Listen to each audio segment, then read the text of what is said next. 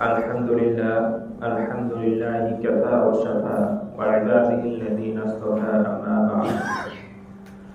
Faqad qala Allah tabaraka wa ta'ala fi kalamihi al-majid wa fi furqanihi al-hamid. A'udhu billahi minash shaitanir rajim. Bismillahir rahmanir rahim.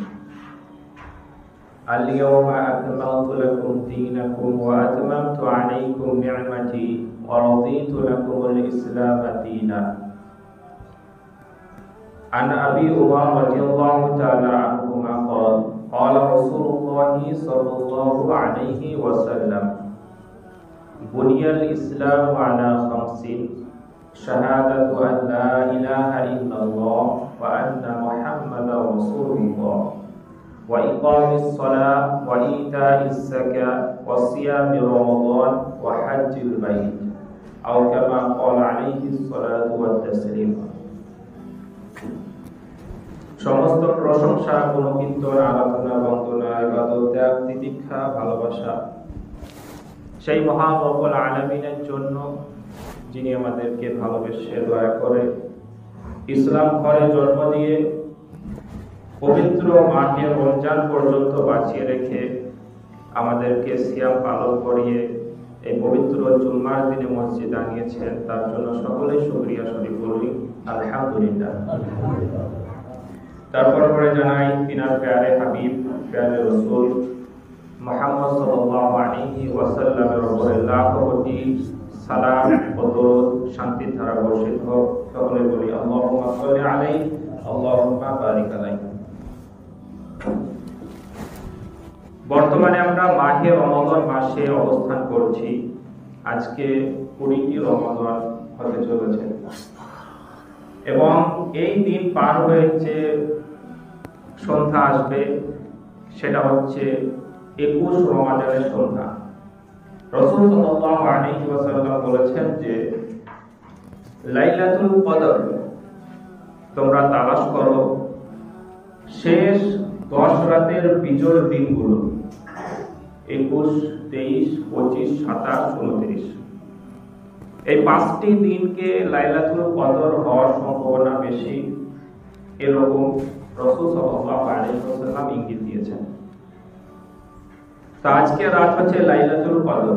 লাইলাতুল কদর সম্পর্কে খুব সুন্দরভাবে, যথেষ্টভাবে বলে দিয়েছেন মহান রব্বুল আলামিন সূরা কদরের মধ্যে। তার ব্যাখ্যা পরে করব,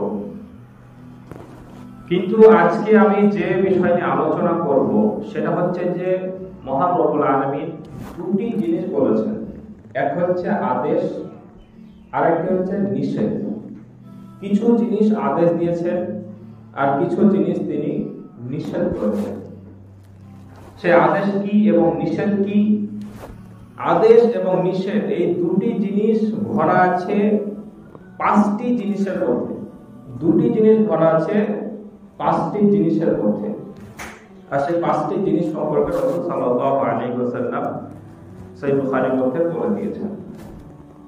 তো মহান রব্বুল আলামিন সর্বপ্রথম কি বললেন? আল-ইয়াওমা আকমালতু লাকুম দীনাকুম, আমি তোমাদের জন্য তোমাদের দিনকে পরিপূর্ণ করে দিলাম। ওয়া আতমামতু আলাইকুম নি'মাতি, এবং আমার নিয়ামত তোমাদের জন্য সম্পূর্ণ করে দিলাম। ওয়া রাদিতু লাকুমুল ইসলাম দীনা, এবং আমি তোমাদের জন্য ইসলামকে দ্বীন হিসাবে পছন্দ করলাম। 3টি কথা বললেন। এক, যে আমি তোমাদের জন্য আমার দ্বীনকে পরিপূর্ণ করে দিলাম। 2, আমার নিয়ামতকে সম্পূর্ণ করে দিলাম। আর 3 হচ্ছে ইসলামকে দ্বীন হিসাবে পছন্দ করলাম বা মনোনীত করলাম।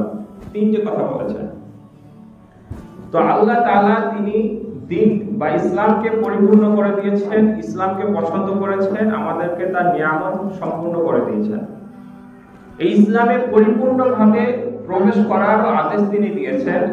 ইয়া আইয়ুহাল্লাযীনা আমানু দুখুলু, হে ঈমানদার বান্দাগণ, আমানু দুখুলু, উদখুলু, তোমরা প্রবেশ করো, ফিল সিলমি, ইসলামের মধ্যে, কাফা, পরিপূর্ণভাবে ইসলামের মধ্যে তোমরা পরিপূর্ণভাবে প্রবেশ করো। ওয়ালা তাত্তাবিউ খুতুওয়াতিশ শাইতান, আর তোমরা শয়তানের দেখানো যে পথ তা অনুসরণ করো না।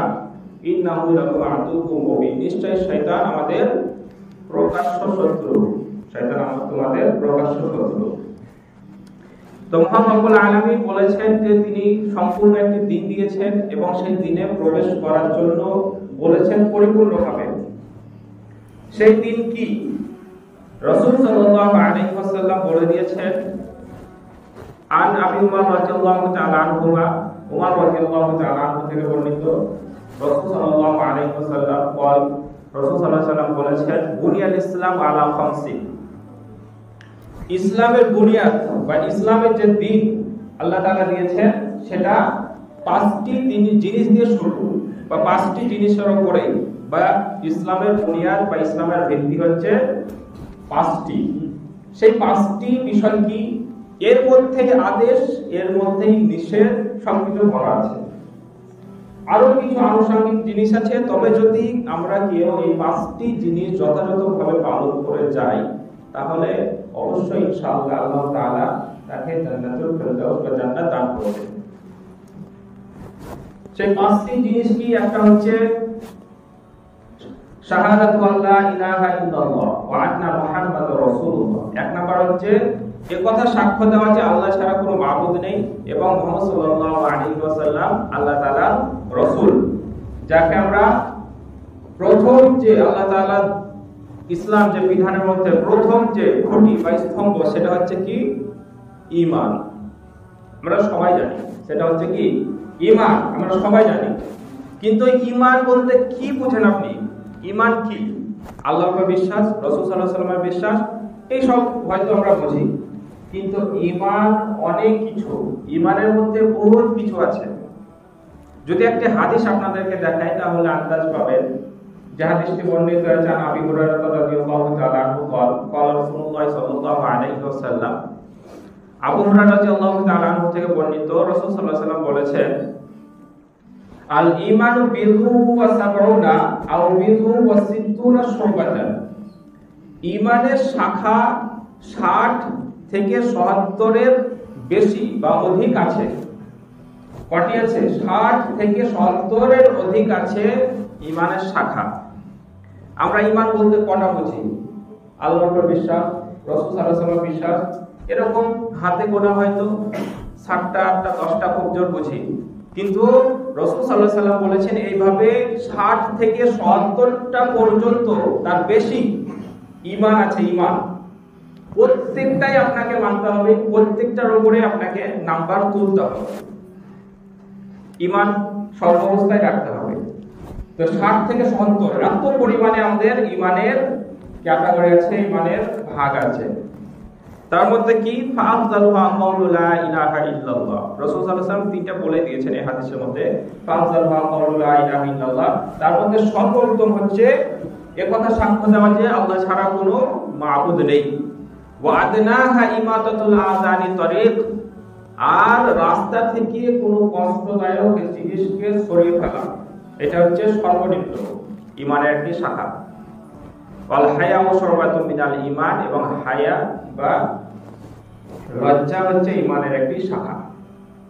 তো এই হাদিসের মধ্যে তিনটি ঈমানের শাখা রাসূল সাল্লাল্লাহু আলাইহি ওয়াসাল্লাম বলেছেন। তিনটি, একটা হচ্ছে আল্লাহ ছাড়া কোনো উপাস্য নেই, সত্য কোনো মাবুদ নেই, সেটা সাক্ষ্য দেওয়া। আরেকটা হচ্ছে রাস্তা থেকে কোনো কষ্টদায়ক জিনিসকে সরিয়ে দেওয়া। আরেকটা হচ্ছে লজ্জা। লজ্জা হচ্ছে ঈমানের একটি শাখা। তো তিনটি জিনিস বলেছেন। আরো থাকলো কত? ৭০-এর অধিক। ৭০-এর অধিক আছে। তাহলে তিনটে গেল, তাহলে তো আরো অনেক আছে। ইমাম বাইহাকি রাহিমাহুল্লাহ তিনি শুআবুল ঈমান তার এই গ্রন্থের মধ্যে তিনি ঈমানের শাখা প্রশাখা ৭৭টি উল্লেখ করেছেন। ৭৭টি, কেউ কেউ ৭৩টি বলেন, কেউ ৭৭টি। তো ঈমানের শাখা হচ্ছে ৭৭টি।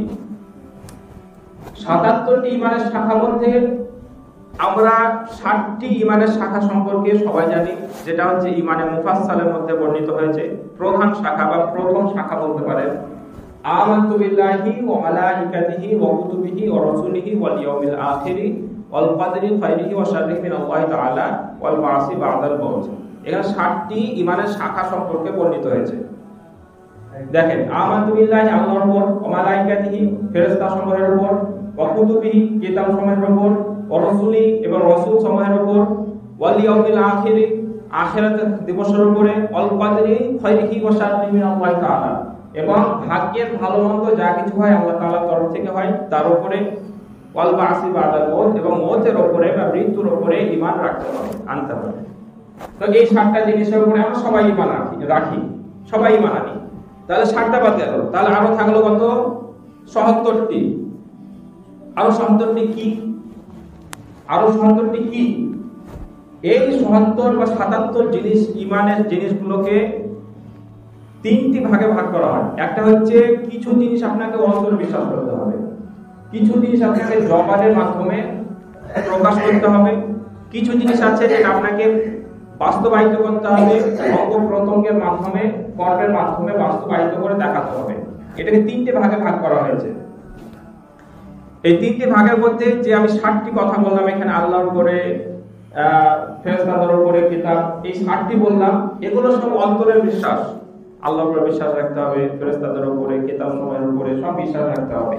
এরকম ভাবে আরো কয়েকটা বলি, যেমন মারা যাবার পরে কবরের আযাব, জান্নাত জাহান্নাম, যে সব বিষয়গুলো আমরা কোরআন হাদিস থেকে এতদিন ধরে শুনেছি, সেই সব বিষয়গুলোকে আমাদেরকে বিশ্বাস রাখতে হবে যে হ্যাঁ, এটা সত্য, এটা হবেই, এটা নিশ্চিত। এই বিশ্বাস রাখা হচ্ছে ঈমান। এই ক্যাটাগরিতে বেশ কিছু জিনিস আছে,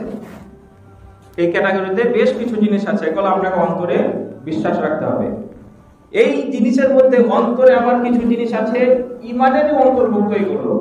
যেমন আপনার অন্তরে হিংসা রাখা যাবে না, বিদ্বেষ রাখা যাবে না, অন্তরে কোনো কূটনীতি রাখা যাবে না, অন্তর পরিষ্কার রাখতে হবে। এই সবগুলো ঈমানের অন্তর্ভুক্ত।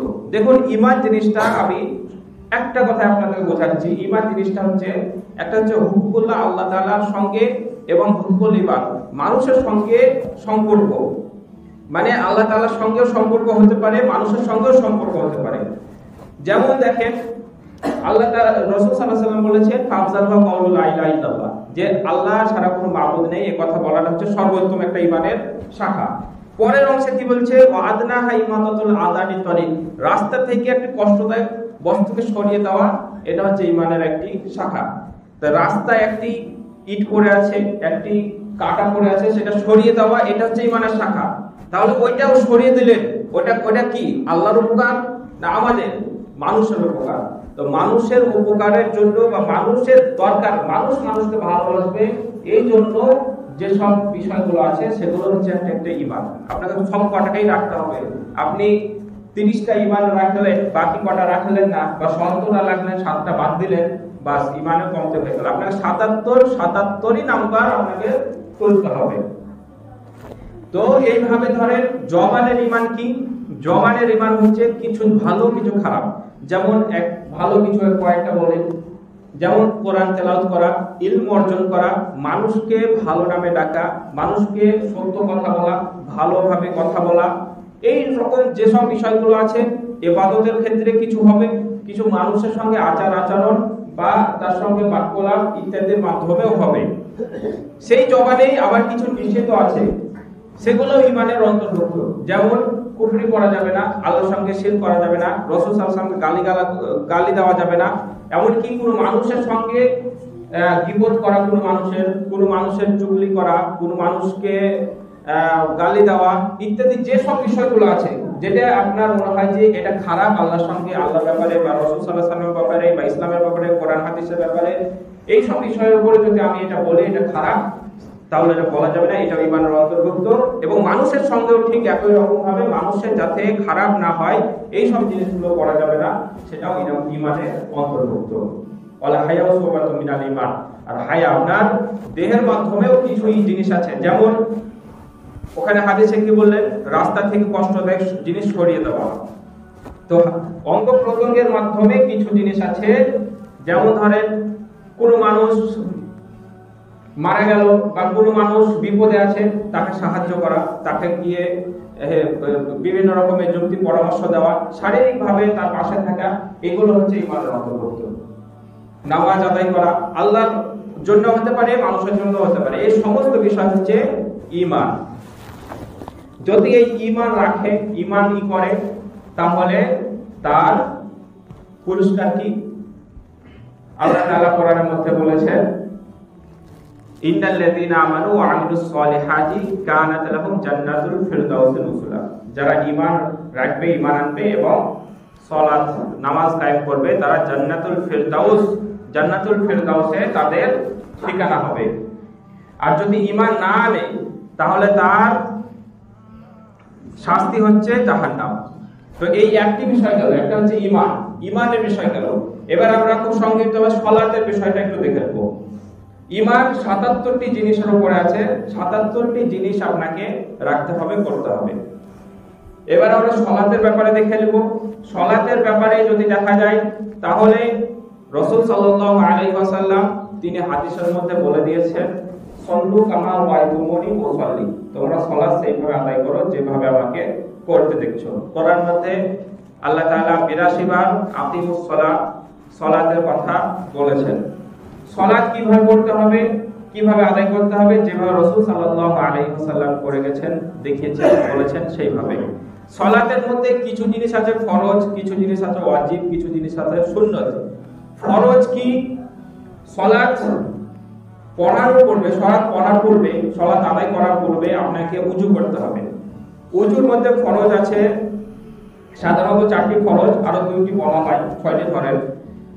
কোরআনের মধ্যে এই ব্যাপারে বলা হয়েছে, ইয়া আইয়ুহাল্লাযীনা আমানু ইযা কুমতুম ইলা সালাত, যখন তোমরা সালাতের জন্য দাঁড়াবে তার পূর্বে ফাগসিলু উজুহাকুম, তোমাদের চেহারা ধৌত করো, ওয়া আইদিয়াকুম ইলাল মারাফিক, আর হাত পৈর সম ধৌত করো, ওয়ামসাহু বিরুসিকুম, আর মাথা মাসা করো, ওয়া আরজুলাকুম ইলাল কাবাইন, এবং পায়ের টাকনু পর্যন্ত ধৌত করো। এই 4টি জিনিস ধৌত করা এবং মাসা করার কথা কোরআনের মধ্যে বলা হয়েছে। তো 4টি জিনিস ফরজ। আবার অনেক হাদিস থেকে ইত্যাদি থেকে জানা যায় যে তারতিব রাখতে হবে, মানে আপনি আগেই পা ধুয়ে নিলেন তারপরে মুখ ধুচ্ছেন, এরকম হবে না, এরকম ধৌত করলে হবে না। আর একটা হচ্ছে তাড়াতাড়ি করতে হবে, তাদিল মানে একটি ধুলেন তারপরে অনেকক্ষণ পরে বা শুকিয়ে গেল তারপরে ও করলে হবে না, সঙ্গে সঙ্গে ধারাবাহিকতা বজায় রাখতে হবে। তবে কোরআন এবং হাদিস সব মিলিয়ে যেভাবে উজুর ধারাবাহিকতা আমাদেরকে রাসূল সাল্লাল্লাহু আলাইহি ওয়াসাল্লাম শিখিয়েছেন, প্রথমে হাত, তারপরে কুল্লি ইত্যাদি, সেইভাবে আমাদেরকে করতে হবে। তার মধ্যে ফরজ এবং সুন্নত সবগুলোই আদায় হয়ে যায়। তারপরে বিসমিল্লাহির রহমানির রহিমও বলবেন। তো এই হলো উজু। তারপরে হচ্ছে সালাত শুরু। সালাত শুরুর জন্য কিছু শর্ত আছে। শর্ত কি? একটা হচ্ছে তাকে বালিগ হতে হবে, আরেকটা হচ্ছে মুসলিম হতে হবে, আরেকটা হচ্ছে জ্ঞান সম্পন্ন হতে হবে। পাগল তার জন্য সালাত ফরজ নয়, যারা নাবালক তাদের জন্য সালাত ফরজ নয়, যারা মুসলিম নয় তাদের জন্য নামাজ ফরজ নয়। তো এই 3টা শর্ত বা ফরজও বলতে পারেন। এবার ভিতরে বাইরে কিছু ফরজ আছে, নামাজের বাইরে কিছু ফরজ। দেখেন, আপনারা শুধু মনে রাখেন যে এগুলো আপনারা করেন বা করেন না, কোনো কিছু ছুটে যায় কিনা। 1 নম্বর হচ্ছে জায়গা পাক, যে জায়গায় নামাজ পড়ছেন সেই জায়গাটা পাক পবিত্র আছে কিনা। কাপড় পাক, আপনি যে পোশাক পরছেন সেই পোশাকটা পবিত্র আছে কিনা। জায়গা পাক, কাপড় পাক, সতর ঢাকা।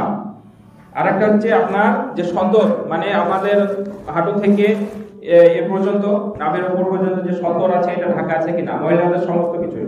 তো এইগুলো ঢাকা আছে কিনা এটা দেখতে হবে। জায়গা পাক, কাপড় পাক, সতর ঢাকা, কিবলামুখী হতে হবে। তারপরে ওয়াক্ত সময় হয়েছে কিনা। ইন্নাস সালাতা কানাত আলাল মুমিনিনা কিতাবাম মাওকুতা, লেখা আছে যে মুমিনদের জন্য সালাত নির্দিষ্ট সময় করা হয়েছে। তো সময়ের মতোই আপনাকে নামাজ পড়তে হবে, আগে পিছে নয়। তো সময় হওয়া। আর একটা হচ্ছে নিয়ত করা। এই সব জিনিসগুলো আপনার সালাতের বাইরে, মানে সালাত দাঁড়ানোর আগে এগুলো আপনাকে করতে হবে। তারপরে হচ্ছে কি, সালাতের ভিতরে কিছু ফরজ আছে। প্রথম হচ্ছে কিয়াম আপনাকে দাঁড়াতে হবে।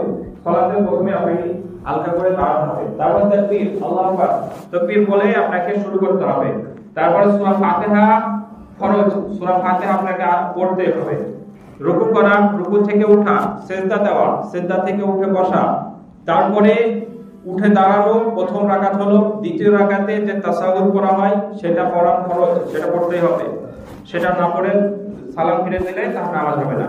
তো যে সব ফরজ বিষয়গুলো আছে, যেগুলো আমি এর পূর্বে একদিন আলোচনা করেছিলাম 1 বছর আগে, তো এইগুলো যদি ফরজ কারো একটা ছুটে যায় তাহলে নামাজ হবে না।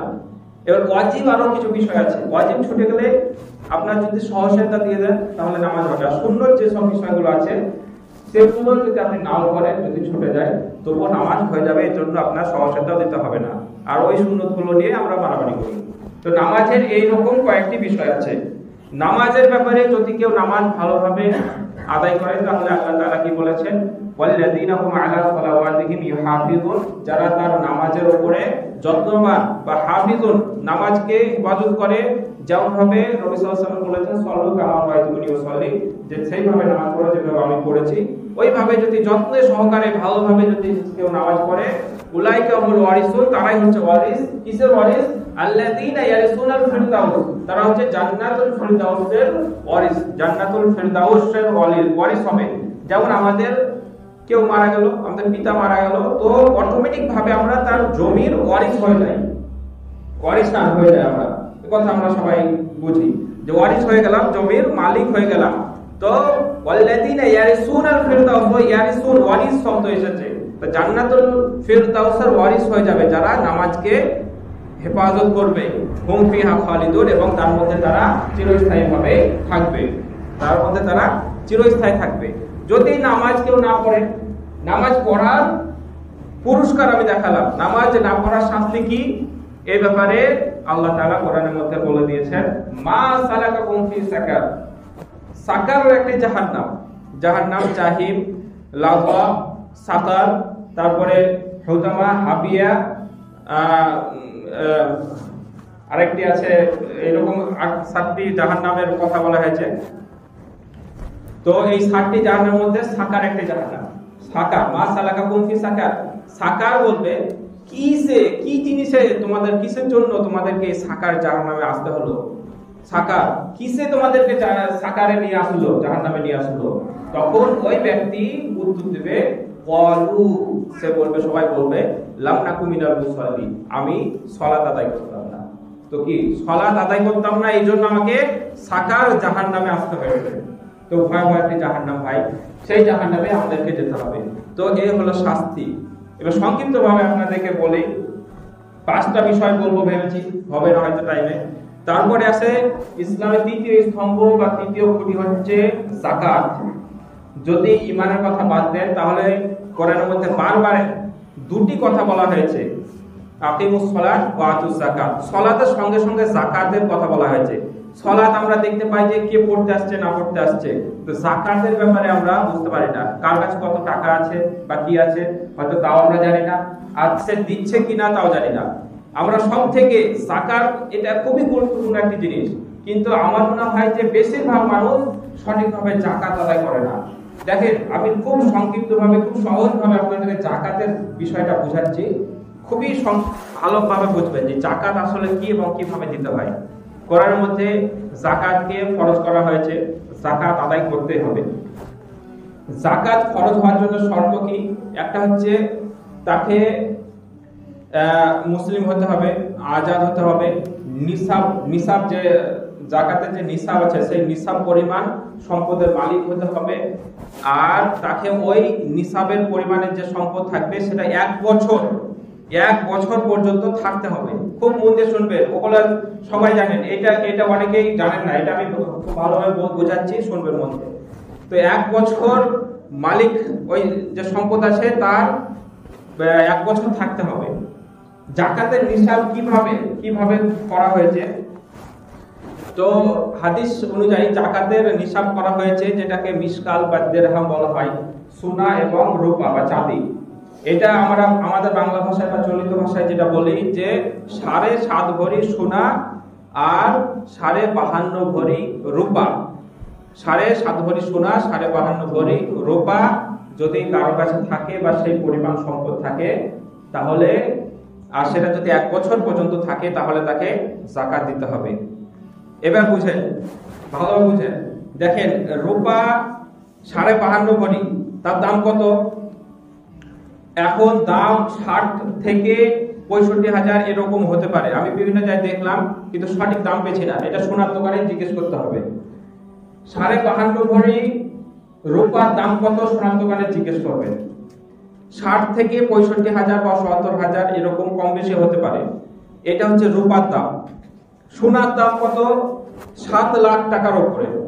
যদি সোনার অনেক ভাগ আছে, 24 ক্যারেট সোনা, 22 ক্যারেট সোনা, 18 ক্যারেট সোনা, আবার 12 ক্যারেট, 10 ক্যারেট, এরকম বিভিন্ন ভাগ আছে। তো যত বেশি ক্যারেট সোনা, 24 ক্যারেট, তারও দাম বেশি। 22 ক্যারেট সোনার দাম কম। তো সাধারণত যেসব মা বোন আছেন তারা যে সোনা পরিধান করে সেটা হচ্ছে 22 ক্যারেটেরই হয়ে থাকে।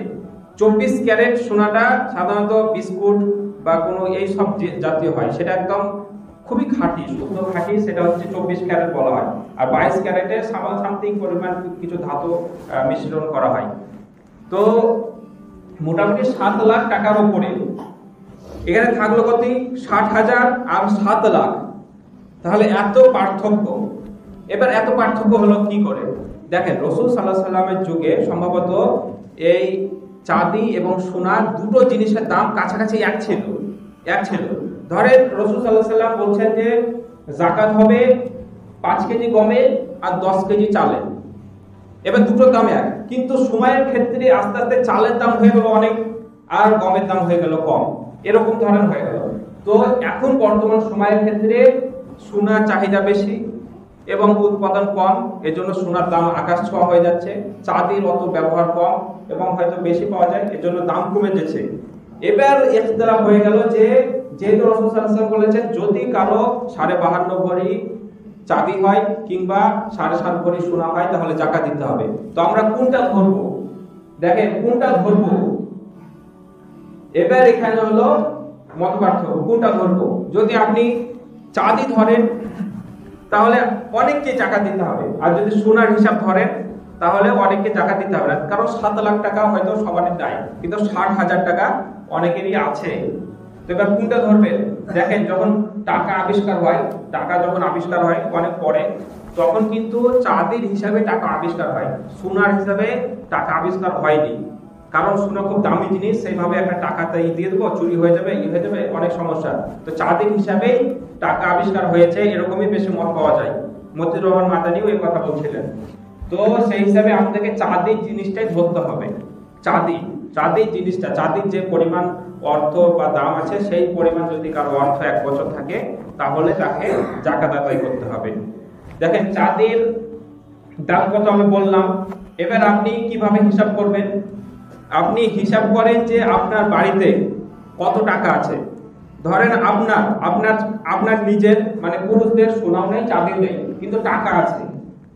ভালোভাবে বুঝেন, টাকা আছে। টাকা কত আছে? ধরেন 1 লাখ, 2 লাখ, 5 লাখ, যার যেমন হয়তো ব্যাংকে আছে বা টাকা আছে, যাই যতটাই আছে। যদি 60,000-এর উপর হয় তাহলে তার উপরে যাকাত খরচ হয়ে গেছে। 60,000-এর উপরে হলে যাকাত খরচ হয়ে যাবে। এবার আপনারা ভাবেন নিজেদের আমার কাছে কত টাকা আছে। মহিলাদের যদি 7.5 ভরি সোনা উপর হয় তাহলে যাকাত খরচ। এবার এখানে কিছু মশালা হচ্ছে যে যদি একটা মহিলা শুধু সোনা আছে কিন্তু চাঁদি নাই, কিন্তু ওই সোনা ধরেন 5 ভরি আছে, যা চাঁদির 60,000 দামের বেশি হচ্ছে। তো 5 ভরি সোনা আছে, তো 5 ভরি সোনা ওকে না যাকাত দিলেও হবে। তার কারণ হচ্ছে শুধু সোনা, আর সোনার নিসাব বলা হয়েছে 7.5 ভরি, তো অত তো যাচ্ছে না। কিন্তু যদি দেয় তো ভালো কথা, যেহেতু চাঁদির নিসাব অনুযায়ী বা চাঁদির যে টাকা সেই টাকা পরিমাণ পার হয়ে যাচ্ছে। তো প্রথমত সোনা চাঁদি যা আছে সেটা টাকাতে আনতে হবে মোট। এবার আপনার ধরেন কিছু সোনা আছে, কিছু চাঁদি আছে, কিছু সোনা, কিছু চাঁদি, কিছু টাকা, সব রকম আছে। তো আপনি সবটাই টাকায় ভাগ করবেন। প্রথমত টাকায় ধরেন কিছু সোনা আছে যার দাম 2 লাখ টাকা, কিছু চাঁদি আছে যার দাম 50,000 টাকা, আর আপনার কাছে কিছু টাকা আছে যার দাম 50,000 টাকা কিছু আছে। তো 50, 1 লাখ আর 2 লাখ, 3 লাখ টাকা হলো এরকম ভাবে। কিংবা আপনার কাছে নগদ টাকা আছে 3 লাখ, 5 লাখ, 10 লাখ, যাই আছে সবে যাকাত বের করতে হবে। কত বের করতে হবে পরে বলছি। যাকাত শুধু এই টাকা আর চাঁদি সোনার নয়, যাকাত আপনার যদি ব্যবসার মাল থাকে, ব্যবসার দোকানে, ভালো বুঝবেন, ব্যবসা, আপনি যে জিনিস ব্যবসা করছেন, বেচা কিনা করছেন, সে মালেরও যাকাত বের করতে হবে। সে যদি আপনার যে কোনো দোকানে থাকুক না কেন, সেই দোকানের ব্যবসার মালের যাকাত বের করতে হবে। যাকাত আরো বের করতে হবে ফসলের জাকাত বের করতে হবে। ফসল যদি জমি পানি দিয়ে নিজে সেচ মানে পানি বই বাতিয়ে যেটা বলা হয়, আপনি ফসল উৎপাদন করেছেন, তাহলে আপনার জাকাত 100 ভাগের 5 ভাগ দিবেন, 100 ভাগের 5 ভাগ। যদি পানি দেননি কিন্তু আকাশের পানিতে হয়েছে, হ্যাঁ, তাহলে আপনাকে জাকাত দিবেন 100 ভাগের 10 ভাগ, বুঝলেন, 10 ভাগ। তো আগে তো জোড়া ছিল না, পানির হিসাব। তো এরকম ভাবে ফসলের জাকাত। পশু পাখিরও জাকাত আছে, পশুরও বলা হয় এগুলোকে। পশু পাখির জাকাত কিরকম? 25টা উটে একটা উট, আমাদের উট কারো নাই। 30টা মোষে ছাগলে একটি ছাগল, 30টা গরুতে একটি গরু, আর 35টা ছাগলে একটি ছাগল। যা আমাদের হয়তো কারো এতগুলো ছাগল গরু এসব নেই, ওদিকে তাহলে আর যাওয়ার দরকার নেই। তো সোনার হিসাবটা দেখেন, বিশেষ করে সবারই টাকা আছে, যার 60,000-এর উপর টাকা আছে তাকে জাকাত দিতে হবে 2.5%। 2.5%, 100 টাকায় 2.5 টাকা, 100 টাকায় 2.5 টাকা, 40 টাকায় 1 টাকা। তো 1 লাখ টাকা যদি আপনার থাকে তাহলে 2,500 টাকা। 1 লাখ টাকা যদি আপনার থাকে তাহলে 2,500 টাকা। কারো যদি 1 লাখ টাকা থাকে তাহলে চাঁদির নিসাব অনুযায়ী বেশি হয়ে যাচ্ছে। আপনার 1 লাখ টাকা যদি মানে দোকানের মাল আছে, কিংবা 50,000 টাকা আছে, 50,000 মাল আছে, 50,000 আছে, আপনি নিজে হিসাব করেন, তাই আমার সঙ্গে বসে হিসাব করে নেবেন যে আপনার কত টাকা হচ্ছে, সেই টাকা থেকে আপনি 2.5% হিসাব করে আপনাকে জাকাত দিতে হবে। জাকাত সত্যি আদায় করতে হবে, এটা আদায় অনেকেই করে না। এবার দেখেন, জাকাত 1 বছর পর্যন্ত থাকতে হবে। নিসাব 1 বছর পর্যন্ত। আপনাকে প্রথমত একটা দিন নির্ধারিত করতে হবে যে আমি প্রত্যেক বছর এই দিন থেকে জাকাত দেব, এই দিনে আমি হিসাব করে জাকাত তুলব। ধরেন আপনি হিসাব করলেন যে আমি রমজানের প্রথম রমজানে জাকাত হিসাব করব। তো রমজানের শুরুতে আপনার নিসাব পরিমাণ অর্থ আছে কিনা দেখতে হবে। যদি 60,000-এর কম হয় তাহলে আপনার জাকাত ফরজ নয়, যদি বেশি হয় তাহলে ফরজ। এবার এইটা একটা জিনিস দেখেন, আপনার 1 লাখ টাকা আছে, ধরেন রমজানের পরে 1 লাখ টাকা আছে, সারা বছর আছে, মানে জাকাতের নিসাব অনুযায়ী আছে। কিন্তু মাঝে আবার দেখা যাচ্ছে 50,000 বা 20,000 টাকা চলে আসলো, কমে চলে আসলো, ঠিক আছে। তারপরে 2-3 মাস এরকম কম থাকলো। আবার যখন আপনার জাকাত তুলবেন, যে টাইমে হিসাব করবেন, সেই টাইমে দেখা যাচ্ছে আবার 1 লাখ টাকা হয়ে গেল। তো আপনাকে সেই জাকাতই দিতে হবে। মানে আপনি যে দিনে হিসাব করবেন যে আমার জাকাত খরচ হবে কিনা, আমার কত টাকা আছে, সেই টাইমে আপনার যত টাকা থাকবে তত টাকায় জাকাত দিতে হবে। যদি জাকাত কারো কাছে ধার পান টাকা, কাউকে ধার দিয়েছেন 1 লাখ, 5 লাখ, যা দিয়েছেন সেটা যদি আপনি পাওয়ার আশা থাকে তাহলে তারও জাকাত আপনাকে দিতে হবে। তো এই হলো জাকাত। জাকাতের বিষয়টা খুব জটিল, অনেক মাসাইল আছে।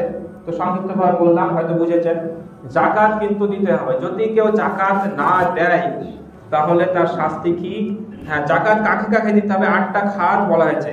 ইন্নামাস সালাওয়াতু লিল ফুকারা'i ওয়াল মাসাকিন ওয়াল আমিলিন আলাইহা ওয়াল মুআল্লাফাতি কুলুবুহুম ওয়া ফির রিকাবি ওয়াল গারিবিন ওয়া ফি সাবিলিল্লাহি ওয়া ইবনিস সাবিল। 8টা খাত বলা হয়েছে। এই 8টা খাতের মধ্যে মিসকিন, ফকির, হ্যাঁ, যারা জাকাত আদায় করবে তাদেরকে, যারা ওই মুসাফির আছে একটা, আরেকটা আছে আপনার যে মানে বন্দী, মানে যারা আজাদ হয়নি, গোলাম, তাদের জন্য একটা। তারপরে আছে আল্লাহর রাস্তায় একটা। এভাবে 8টি খাত আছে।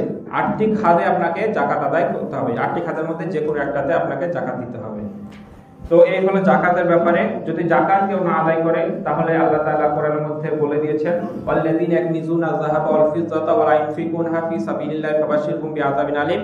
যারা সোনা রূপা জমা করে রাখে দেয় না, ফাবাশশিরহুম বিআযাবিন আলীম, তাদেরকে সুসংবাদ দাও, খুশ খবর দাও যে আযাবুন আলীম, তাদের জন্য যন্ত্রণার কঠিন আযাবের ব্যবস্থা করা হয়েছে। তাদেরকে খুশির খবর দিয়ে দাও যে যারা সোনা রূপা জমা করে রাখে দেয় না।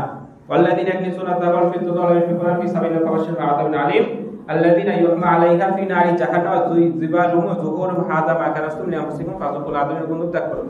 এখানে বলা হচ্ছে যে তাদেরকে ওই সোনা রূপা নিয়ে এই হাতের পাশে, বুকে, পিঠে ওই সোনা গরম করে তাদেরকে ছাকা দেওয়া হবে। আরো হাদিসে তো অনেক জাকাতের ব্যাপারে শাস্তির কথা ঘোষণা করা হয়েছে। তো যাই হোক, আজকে আমরা ঈমান, সালাত এবং যাকাত তিনটি বিষয় সম্পর্কে জানতে পারলাম। তো আজকে এটা রমাদান মাস এবং আজকে আপনার লাইলাতুল কদর। তো লাইলাতুল কদর বা রমাদান মাস সম্পর্কে বলাই হলো না, রমাদান সম্পর্কে টপিক আসলে রমাদান এবং তারপরে কদর সম্পর্কে বলতাম। তো যাই হোক, যতটুকু বললাম এরপরে একটি কথা আপনাদেরকে জানাই যে আপনারা সবাই জানেন যে আমি রঘুপুর মাদ্রাসায় হাফেজ পড়াই এবং এই গ্রামের ফারাজিপাড়ার বেশ কিছু ছেলে আমার কাছে পড়ে এবং আমাদের মাদ্রাসায় যিনি হেড মাওলানা ছিলেন উনি হঠাৎ স্ট্রোক ভাবে মারা যান। উনি মাদ্রাসার দেখাশোনা, পরিচালনা, আদায় করা ইত্যাদি সবকিছু উনি করতেন। তো আজকে বক্তব্য দেওয়ার পরে আমার মনে করলাম যে আপনাদের এখানে এর পূর্বে আমি একদিন কালেকশন করেছিলাম, তো বেশ আপনারা অনেক দিয়েছিলেন মাশাআল্লাহ। এখানে এমনও ভাই আছেন যিনারা এর পূর্বে মানে আমাকে দিয়েছেন ৩৫০০ টাকা জাকাত, ভালোভাবে আদায় করেন, নাম করছি না। তো আপনাদের জাকাত সম্পর্কে জানতে পারলেন, হয়তো এর আগে যদি আদায় নাও করে থাকেন তওবাতিল্লাহ করে আজ থেকে নিয়ত করেন যে আমি জাকাত এবার থেকে আদায় করব এবং দিব। যদি জাকাত কষ্ট হয় তাহলে আমি আপনাদেরকে পরামর্শ দেব, জাকাতের নিসাব আসার আগে আগে আপনি ওই জাকাতের টাকা অন্য কিছু কিনে নেন। টাকা পয়সা সোনা দানা রাখেন না, কিন্তু রাখবেন আর জাকাত দিবেন না তাহলে খুব খারাপ। ধরেন আপনি রোজায় জাকাত তুলবেন, আপনার 1 লাখ টাকা আছে, আপনি জমি কিনে নেন, অন্য কিছু কিনে নেন। কারণ ব্যবহারিক জিনিস, আপনি বাইক, গাড়ি, বাড়ি, জমি জায়গা এর জাকাত লাগে না, কিন্তু গচ্ছিত টাকা আপনি যদি 1 বছর রাখেন তাহলে জাকাত লাগবে। তো যদি টাকা দিতে মানে লাগে, কষ্ট লাগে, তাহলে ওই টাকা ভেঙে দেন, এটা একটা পরামর্শ। আর না হলে জাকাত আদায় করেন। তো যাই হোক, মাদ্রাসার চেকও আছে আমার কাছে। আপনারা সবাই জাকাতের অংশ থেকে বা দান থেকে কিছু কিছু দিবেন, প্রত্যেকে 100, 200, 500, 1000 যে যেমন পারবেন। আমি এখানে বসবো, দিবেন, সবাইকে চেক কেটে দেবো। আর যদি এখন না নিয়ে আসেন, আমি তো অন্যান্য টাইমে নামাজে আসছি, তখনও দিতে পারি ইনশাল্লাহ। আর বাইরে যদি কোনো মা বোন শুনে থাকেন তাহলে আপনারা আপনাদের জাকাত বা দান ইত্যাদিগুলো পাঠাবেন হিসাব করে। অন্য টাইমে দিলেও সমস্যা নেই। আমাদের ছাত্র আছে এখানে, আব্দুল্লাহ আছে, আছে, এদের হাতেও দিতে পারেন। তো সবশেষে আল্লাহ তাআলার কাছে দোয়া করি, আল্লাহ তাআলা যেন আমাদেরকে মাহে রমজানের, পবিত্র মাহে রমজানের রোজাকে ভালোভাবে পালন করে যেন জীবনের গুনাহগুলোকে মাফ করে জান্নাতুল ফেরদাউস দান করুন, আমিন। ওয়া আখিরু দাওয়ানা আলহামদুলিল্লাহি রাব্বিল আলামিন। আসসালামু আলাইকুম ওয়া রাহমাতুল্লাহি ওয়া বারাকাতুহু।